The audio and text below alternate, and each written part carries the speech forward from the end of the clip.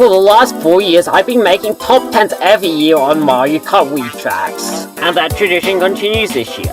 And yes, I know it's December, I should stop leaving stuff to the last minute, I know. But I've talked to death about the track selection in this game. So today, I thought I'd do a video about a different mode in this game. Of course, the battle mode. Because I'm not gonna lie, the battle course selection is as solid as the racetrack selection. But before we get started, I need to talk about two serious problems. One, I don't actually like Mario Kart Wii's battle mode.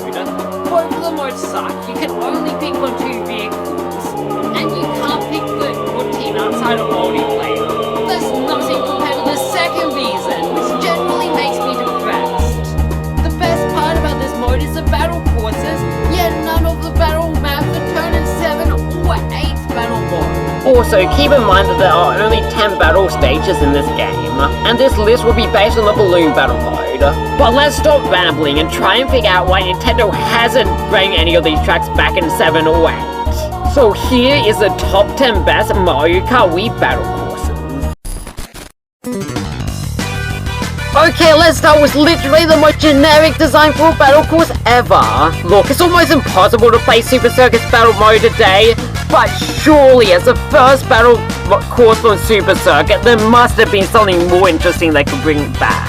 Also, before we even talk about this course, I'm deducting points from it because it's before the Mario Kart 64 battle course and the course selection. Like what, did Nintendo forget that Super Circuit released 5 years after Mario Kart 64?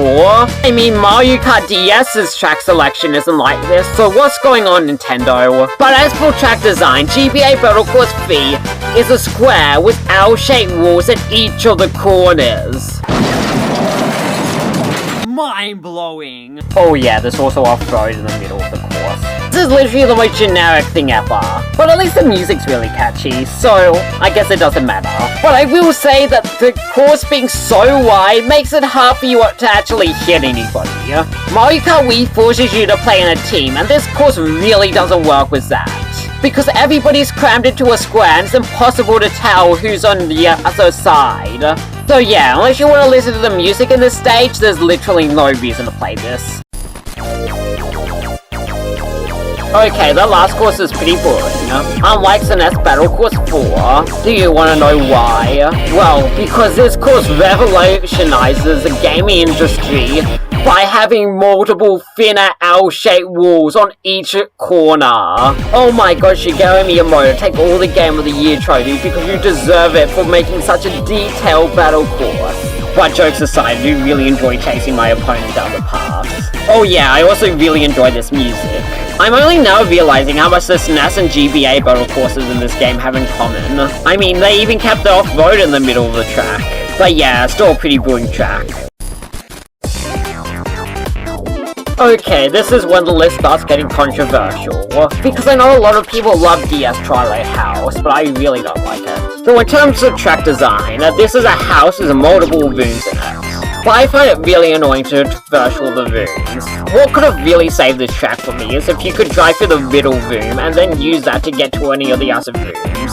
I know that would have destroyed the entire purpose of this course, but it made it way more fun to play on. I enjoy driving on the outside of the house, but it's way too risky to be out there because of how narrow the road is. Although I do like that the track rewards good driving by giving you item boxes. Although probably the best part about this course is the fact that there's a reference to an area in Paper Mario the 1000-Year Door. Well, at least I think it is. I haven't actually got that far in that game.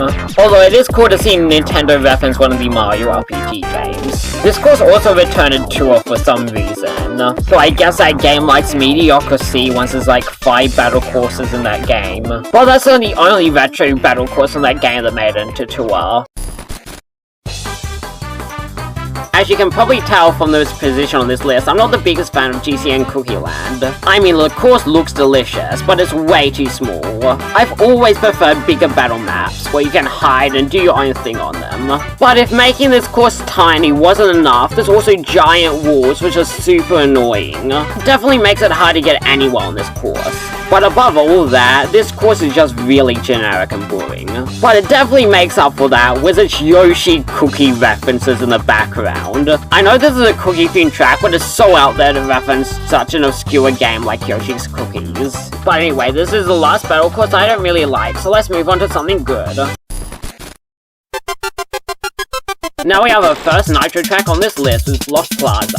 But first, a quick history lesson. Oh, nobody's excited. Well, anyway, in 1996, a console release called the Nintendo 64. It wasn't too long before Mario Kart released for that platform. Mario Kart 64 was the first 3D Mario Kart, but it was renowned for its brilliant multiplayer. People still say it has the best battle mode. They're probably wrong, but people say that.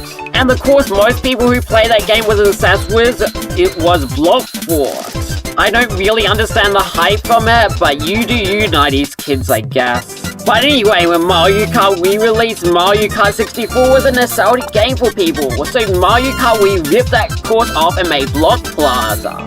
Wow, we still have original courses on this list, don't we? So, Block Plaza definitely looks better than Block Fort, but the layout's practically the same, minus the giant holes in the corners of the battle map. The other big thing this course adds is the statues of the Mario characters on the forts. But what is really cool is that they actually will go down when there's 1 minute left, leaving a hole for you to fall down. But also the fact that these statues will become Miis if you're playing as a Mii. There isn't really much more to this course. I really don't like how much this course plays on nostalgia, and it doesn't have the best layout, so it's not that good. I mean, it even loses to a Nintendo 64 battle map in this game, that being N64 Skyscraper. This course is in fact better than New Pink Gold Block Fort Deluxe featuring Mario and Friends and Knuckles. Who would have thought? But it is in fact the best retro battle course in this game. So Skyscraper has a gimmick that I really like. So the layout of this course is a lot like Cookie Land, but not only is the road wider, but instead of having walls around the middle of the course, Skyscraper has piers so you can jump over with boost panels. Okay, to be completely honest, I don't know if you can call this a gimmick, but it gives you so much more freedom in battling. Well, the best part about this is that it doesn't even make the course broken, because it's easy to fall into the pits even if you trick off the boost panel. This is perfect use of risk versus reward. But outside of this course looks really cool, which is quite surprising considering how bad the Nintendo 64 tracks in this game look like. Although the platform you're finding on does not look like a skyscraper, but it really doesn't matter. So congratulations Skyscraper for beating one Mario Kart Wii original course. That is honestly quite a big achievement. Okay, and number 4 we have From Desert. But before we even talk about this course, can we talk about how good this music is? No, seriously, this is one of the most underrated Mario Kart songs ever. Definitely the best battle theme. But it's not just the music I love. I also really like, oh, the Fromp theme. That's pretty cool. Fromp's are cool, right? Okay, that's enough praise. So the gimmick of this course is that in the middle, by which I mean 90% of the course is quicksand. This is really hard to fight on, but then ever so often a front will come down and send shock waves towards you. You can trick off these, but guess what? The battle course is still impossible to fight on. And then it's also impossible to fight on the edges of the map where there isn't any quicksand. This is because of all the cactuses that spin you out. So now you're probably wondering why it's so high on this list. And this is because the music is super good, so you got lucky From Desert. Good job. So I believe Funky Stadium is the most popular battle course in this game. But to be completely honest, Nintendo could sell Funky Kong Acid and people would buy it.